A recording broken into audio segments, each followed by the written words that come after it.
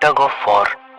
इस खेल के बारे में आप सभी लोग अच्छी तरह से जानते होंगे, लेकिन वाइकिंग्स इस खेल को एक बड़े ही भयानक और क्रूर तरीके से खेला करते थे, जिसमें जानवर की खाल को सिलकर एक रस्सी बनाई जाती थी और जिस जगह पर यह खेल खेला जाना होता था उसके बीचों बीच गड्ढा करके उसमें आग लगा दी जाती और इसके बाद इस खेल को अंजाम दिया जाता था, जिसमें रस्सी को जब खींचा जाता था तो कमजोर टीम के कई खिलाड़ी आग और अंगारों से भरे हुए उस गड्ढे में गिर जाया करते और उनकी मौत हो जाया करती।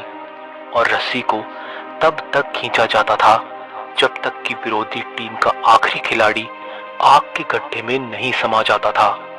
और आप सोच रहे होंगे कि ये खेल यहाँ पर खत्म हो जाता होगा, लेकिन ऐसा नहीं होता था, क्योंकि इसके बाद उन हार चुके खिलाड़ियों के परिवारों को भी जलील होना पड़ता था और हारने वाली टीम की संपत्ति के साथ ही उनके घर की महिलाओं पर भी जीतने वाली टीम के सभी खिलाड़ियों का अधिकार हो जाया करता था। और अगर वो महिलाएं इस बात का विरोध किया करती तो जीतने वाली टीम के लोगों को उन महिलाओं के साथ जोर जबरदस्ती करने का पूरी तरह से कानूनन अधिकार हुआ करता था। इस खेल को उस दौरान टोगा होंग के नाम से जाना जाता था। आज के दौर में खेल का मतलब होता है एंटरटेनमेंट, लेकिन इतिहास में कुछ खेल ऐसे भी हुआ करते थे जिसमें हार का मतलब सीधा सीधा मौत हुआ करती थी। आज के इस वीडियो में मैं आपको इतिहास में खेले जाने वाले कुछ इसी तरह के ऐसे खेलों के बारे में बताऊंगा जिन्हें जानकर आपके रोंगटे खड़े हो जाएंगे। मिस्ट्री बैंक के एक नए वीडियो में आपका एक बार फिर से स्वागत है। अब मैं जिस खेल के बारे में आपको बताने जा रहा हूं वो खेल जमीन पर नहीं बल्कि किसी झील या तालाब में खेला जाता था और उसे नौमाची के नाम से जाना जाता था। और ये खेल सबसे पहले जूलियस सीजर ने 46 बीसी के दौरान ऑर्गेनाइज करवाया, जिसमें पानी में मौजूद 2 जहाजों और उनमें बैठे लोगों के बीच खेल को अंजाम दिया जाता था, जिसमें तकरीबन सभी सवार खिलाड़ी वॉर प्रिजनर्स हुआ करते थे और उनका टारगेट विरोधी टीम के जहाज को डुबाना हुआ करता था, या तो आग लगाकर या तो किसी भी तरह से हमला करके। और इस खेल में हर जहाज में कई योद्धाओं के साथ चप्पू चलाने वाले लोग भी शामिल हुआ करते थे। साथ ही जिस झील में इस खेल को खेला जाता था उसमें कई मगरमच्छ और डेडली एनिमल्स को छोड़ दिया जाता था। और आपको ये बात जानकर हैरानी होगी कि इस खेल के दौरान कई लोग जहाजों से गिरकर इन्हीं जानवरों का निवाला बन जाया करते थे। और इस खेल की ब्रुटैलिटी का अंदाजा आप इसी बात से लगा सकते हैं कि इस खेल के खत्म होने तक जिस भी झील या तालाब में इसे खेला जाता था उसका पानी पूरी तरह से खून की वजह से लाल हो जाया करता था और उसमें मौजूद जानवर ह्यूमन बॉडी पार्ट्स के लिए आपस में लड़ते हुए नजर आते थे। प्राचीन रोम में 80 सीई के दौरान ग्लैडिएटर गेम्स की शुरुआत हुई, जिसमें रोम के कोलोसियम में 50,000 दर्शकों के बीच इस खेल को अंजाम दिया जाता था। ग्लैडिएटर गेम्स के प्रति लोगों का उत्साह इस कदर हुआ करता था कि जिस समय ये गेम खेला जा रहा होता था उस दौरान पूरा का पूरा शहर सन्नाटे के आगोश में समा जाया करता और सड़कें सुनसान हो जाया करती थीं। और उस दौरान ग्लैडिएटर गेम का मतलब ही ये होता था कि दोनों ग्लैडिएटर्स में से एक की मौत निश्चित है। और इस गेम में 2 ग्लैडिएटर्स तलवार के साथ एक दूसरे को कन्फ्रंट किया करते थे। और अगर खेल में दर्शकों को मजा नहीं आता तो ग्लैडिएटर इसे और भी ज्यादा ब्रूटैलिटी के साथ खेलने लग जाया करते थे। और इस खेल में क्राउड के एंजॉयमेंट का मतलब ही ग्लैडिएटर की मौत हुआ करती थी। और इस खेल में ज्यादातर ऐसे ग्लैडिएटर्स शामिल हुआ करते थे जो एक्वायर्ड स्लेव या क्रिमिनल्स हुआ करते थे और अपनी आजादी के लिए इस खेल को खेल रहे होते थे, जिसमें जीतने वाले ग्लैडिएटर को फ्री कर दिया जाता था। रोमन इतिहास में पैंक्रेशन सबसे खतरनाक और जानलेवा खेल हुआ करता था। पैंक्रेशन जिसमें सबसे इम्पोर्टेंट रूल यह था कि